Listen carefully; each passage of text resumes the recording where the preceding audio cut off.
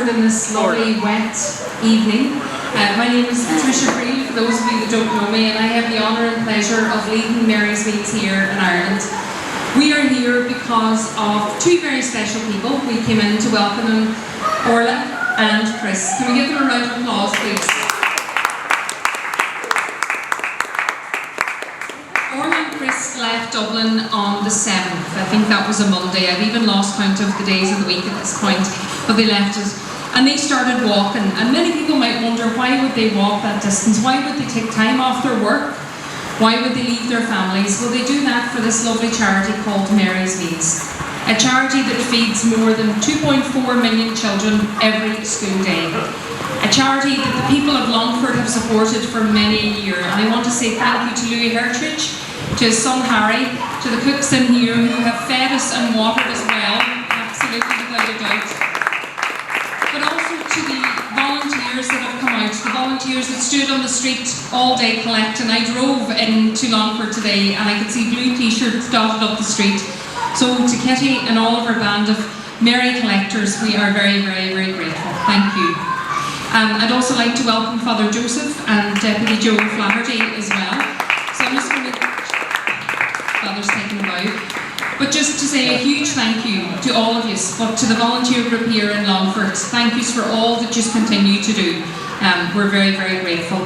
And I'd also like to welcome John Pedmore. John's going to say a few words after Joe. Okay, thank you.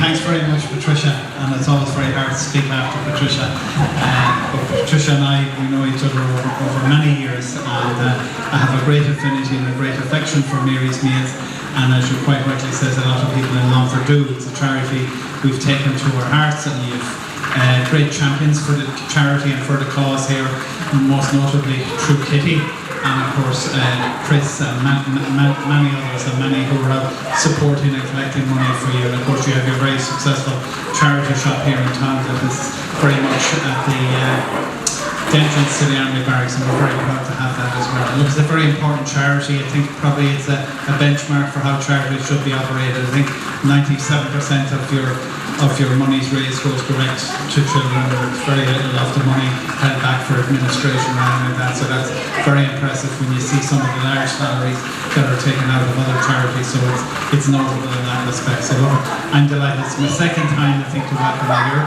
and I look forward to being here in 20 years' time to welcome you. And maybe someday I might get to walk some of it with you. 2024!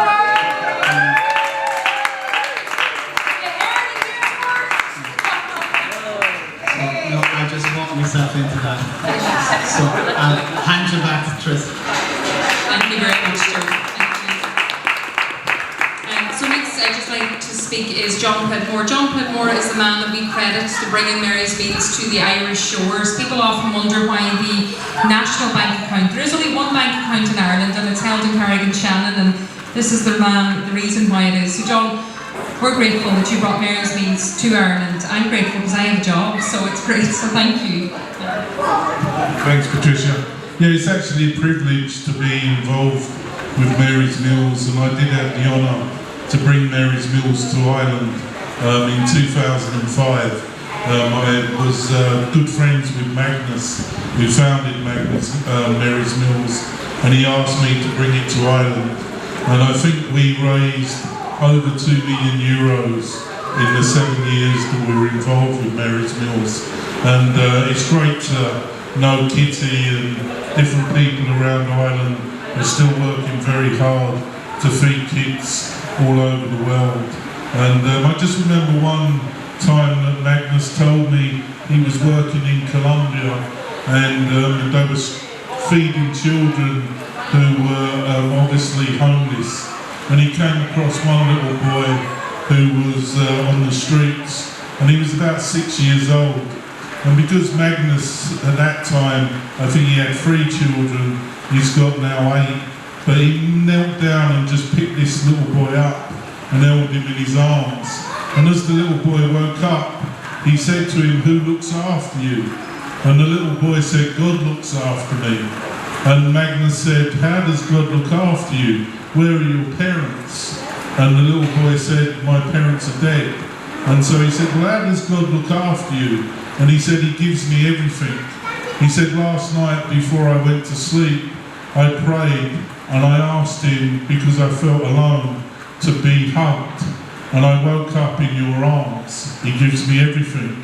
And Magnus said to me that that was the first time he realised that the only arms that God has are our arms, and the only legs that he has are our legs. So well done to actors who have walked so hard and given their legs to feed children.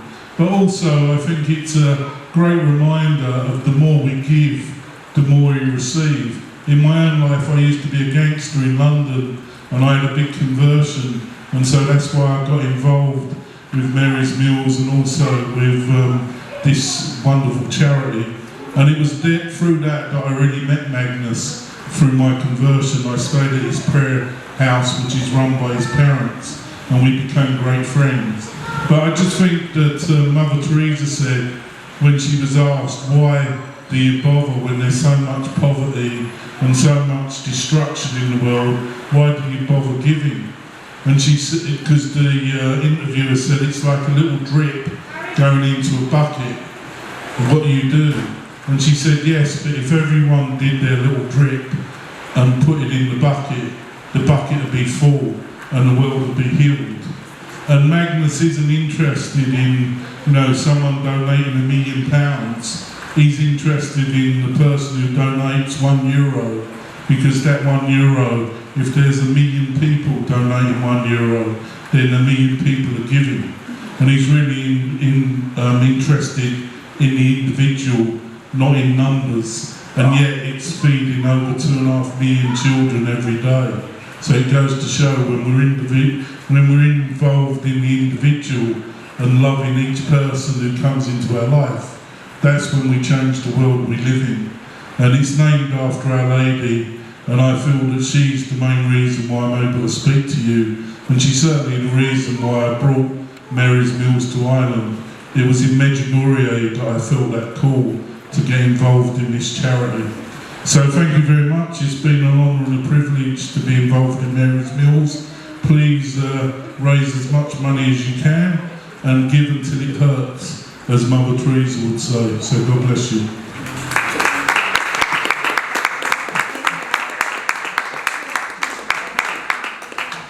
That's great. Thank you very much, John. Thank you.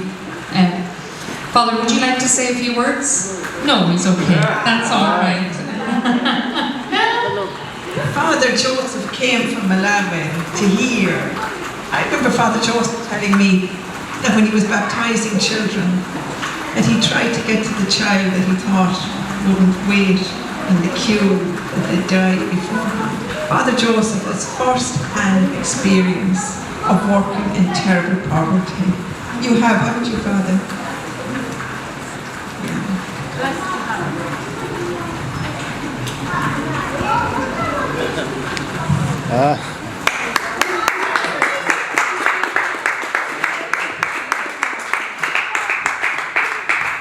Thank you very much.